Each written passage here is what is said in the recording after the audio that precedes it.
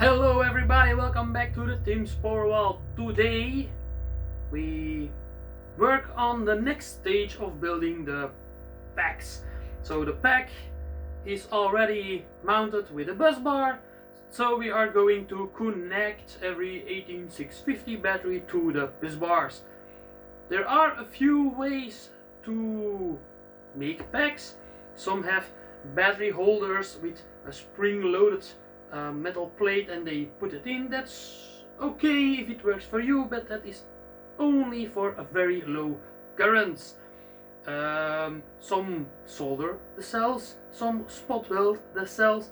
It's a little of what you want, but if you solder, you need to know what you're doing, and if you spot weld, you also need to know what you are doing. So I choose to solder because I have mastered the skill of soldering, so I know what I am doing.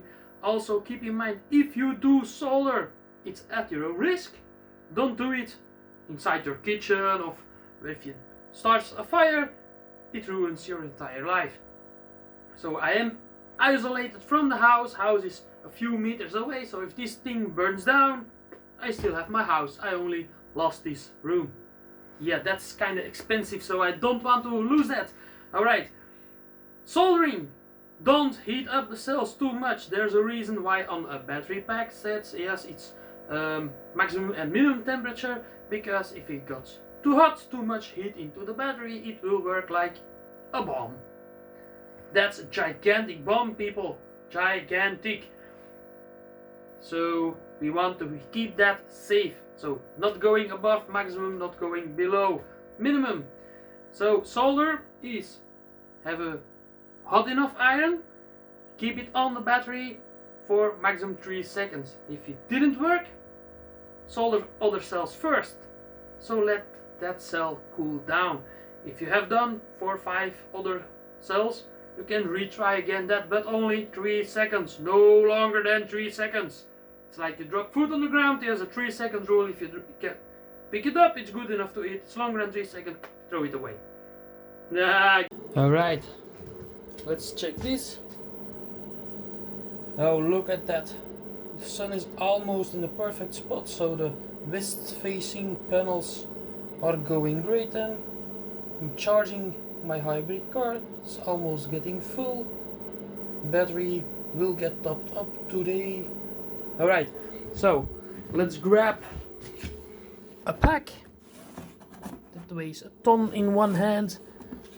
Alright, 120p. So let's lay it down. Now I'm gonna, luckily it's all resoldered, so it's gonna save us some time. We're gonna do all the fuse wires.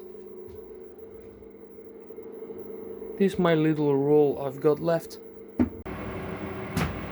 Alright, so I'm sorry for the noise, but I've got a fume extractor running. So let's grab some soldering. Solder. So I use solder that has flux in it. So that means I don't need to put flux on each and every day, and then I can put solder. Now I've used solder that has flux in it. So I hope my soldering iron is already hot. Then I can start to pre-solder the cells.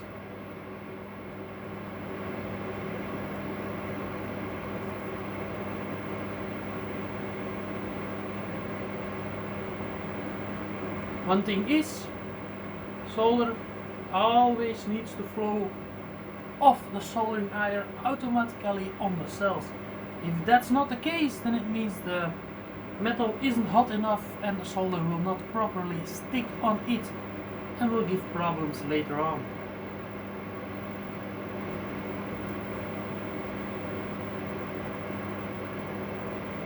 So that's the reason why you need a hot enough iron with a big enough tip, so you can put a lot of heat on a small area on top of the cell, so it's hot enough, that piece of metal, so the solder sticks to it. Very important.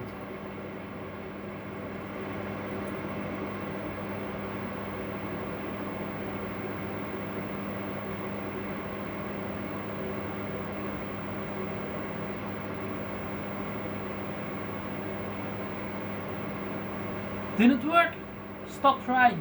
Otherwise, too hot. Let's try some other ones first.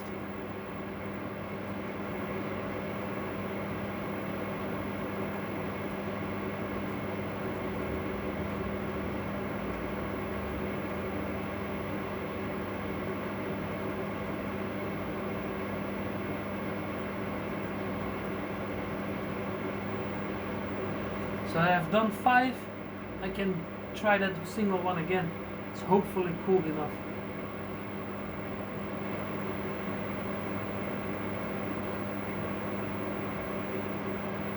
There you go. No explosions.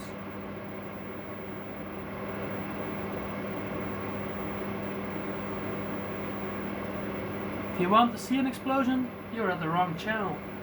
There are enough channels that abuse cells to test how explosive they react. Not gonna happen here.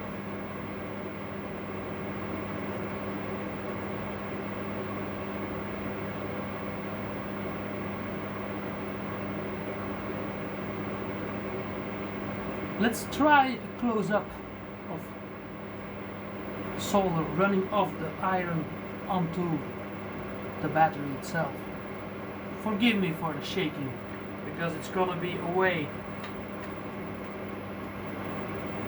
from the camera stand. Yup, I fucked up. Forgot to press the record button. Already on it. Damn. So the fume extractor is off. I moved the camera a little bit closer, so I hope you all can see the fuse wire on camera. Nice fuse wire. Alright, why do we use fuse wire?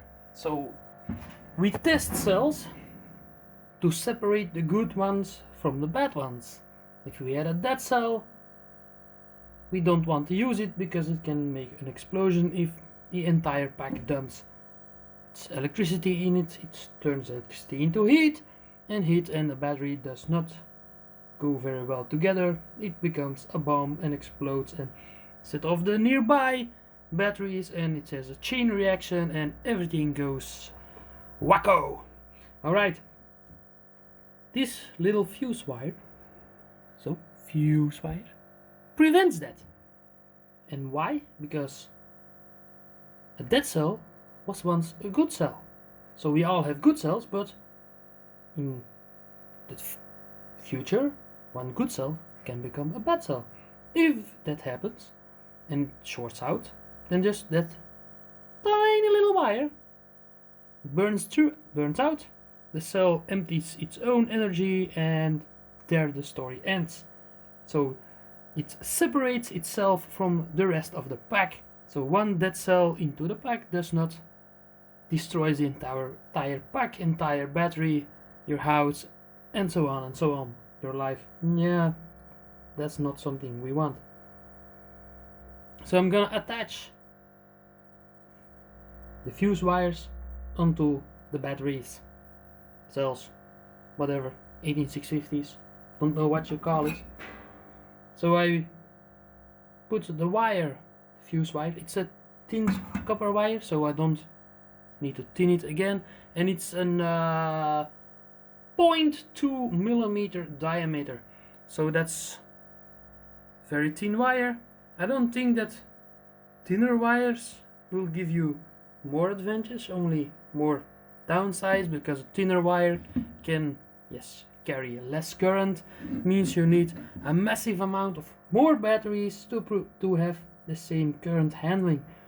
This wire, I'm having a 40 amps limit on 120p. This means 330 milliamps through this wire, and I see some voltage drops, so I'm thinking that yes, around that 300 milliamp mark, that's the limit for this kind of wire.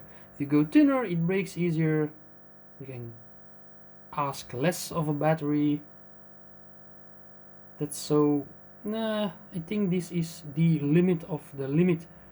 You don't want this to be the limit of over discharge. That's our other fuses for. Not this one. This one is to protect one single dead cell from the entire pack dumping its energy in it. Alright, less talking, more doing.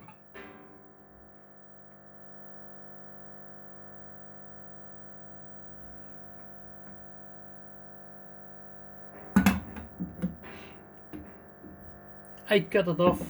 I have time enough. Some just run this and this and this and then cut the in-betweens off, but I feel like, well, what if I cut bad and if it drops and sorts something out and then I need to remove all it, so no, I just cut it once. Also important is that you do heat up the wire also, otherwise solder does not stick to it.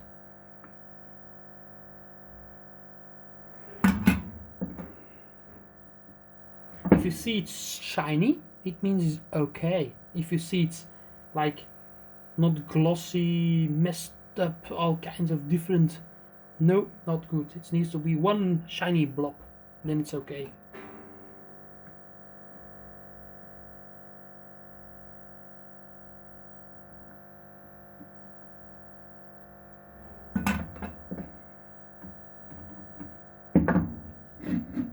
A little more wire and do this side.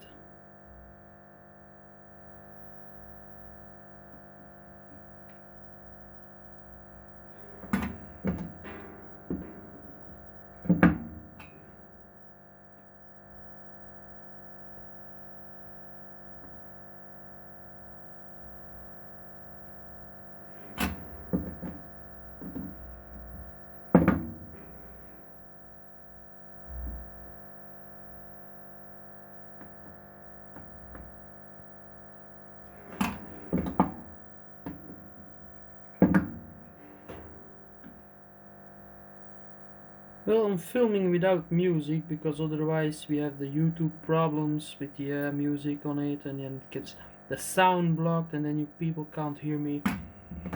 So I'm all alone with the humming of the inverters in the background. Yes, yes.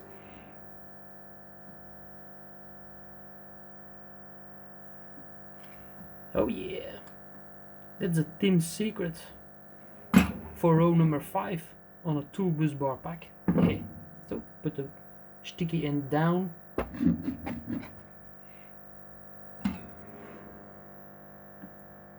Don't burn yourself on the soldering iron.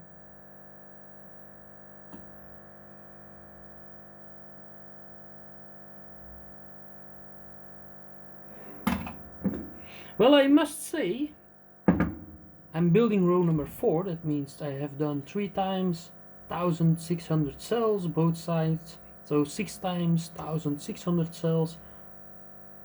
That's a lot, and I only burned myself once, and it wasn't during soldering. Yeah, you saw the blooper in the previous video. Yeah, or haven't I? I don't know. I think I did. So now all fuse wires are done, just connection to the bus bars is left. So grab the solder again. Sorry people, sorry, but we're gonna run the fume extractor. Fumey! Woo.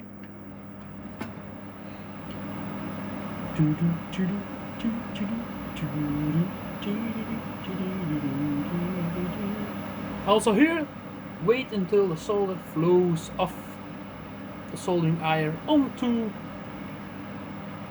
the bus bar.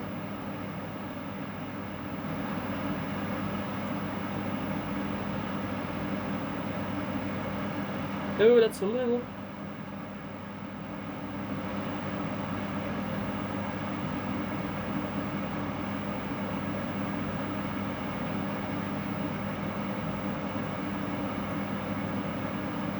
First one is always tricky on the side because the bus bar ain't hot. Hot travels, heat travels across the bus bar. So once you're going, it goes faster. Normally I start on this side and goes all the way there and then come back to here because it goes faster. But yeah, edit a part of it and not the entire thing. Now I only need to hold this down. Yep, I used the solder. There we go. Beautiful. Alright, let's demonstrate what a wire does with a bad cell. Don't have bad cells anymore. They're all in the trash. I'm gonna leave the soldering iron on because I'm gonna solder more after this. Yeah. So we grab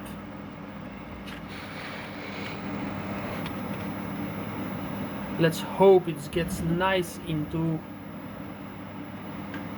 camera view. So I'm gonna put a little bit of wire in here. Let's see how fast it burns. Yeah, you guys, you can't see the wire. It's here. Let's fire in the hole. It's gone. Hope you saw it. See the color. It's black. And probably doesn't allow current flow anymore. So move it a little bit more. Let's try it here. Gone! Alright. That's almost another short. That's the way how the fuse works. It just burns through, gone away. Bye bye wire. Cell shut off. That's it. So this is my rack. You might have seen it in previous videos. The next part will be if this row is done. Those two packs are done. The third pack is done. All these are already pre-soldered except those two. Then when the packs are done, I'm gonna make a movie about paralleling these, how I do it. Movie or episode or whatever. Then this little thingy is the BMS. It talks to my Victron inverters. Yes, I've got a color control. Let's see what the sun is doing right now. So this is 1, 2, 3 solar MPPT chargers. This one has 3600 watts. This one also. They are near each other on my inclined roof. This one is to the west. It's 2600 watts, but it's like almost flat because it's on a flat roof. It's under 12 degrees angle, I guess. So yeah, pretty normal. I want to thank you all for watching, and I hope to see you guys in the next video. Bye!